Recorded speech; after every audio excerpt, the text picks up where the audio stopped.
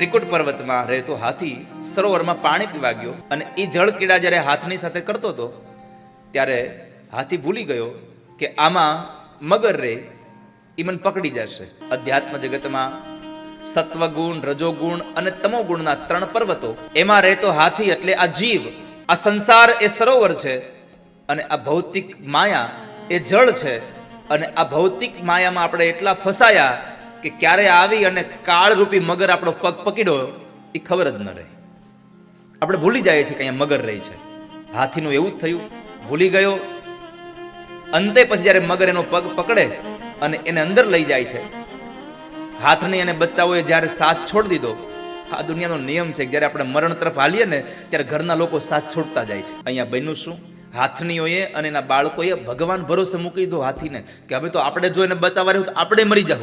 આ દુનિયા ભગવાન ભરોસે મૂકી દઈને પછી ભગવાન ભરોસે જીવવું એના કરતાં વાલા વૈષ્ણવ પહેલેથી ભગવાન ભરોસે જીવજો, દુઃખ નહીં આવે જીવનમાં કોઈ દિવસ. ત્યારે હાથીને એમ થયું કે હવે શું કરવું? પોતે એટલું બળ લગાડ્યું, કામ ન કર્યું. અંતે એક પછી એક અંગ ડૂબવા લાગ્યા. ઓલા હાથીનું શરીર ડૂબતું હતું, આ હાથીને કાન વયા ગયા, આંખ વહી ગઈ, માથાના વાળ ધોળા થઈ ગયા. આ બધા અંગ ડૂબે છે. જ્યારે અંગ ડૂબવા લાગ્યા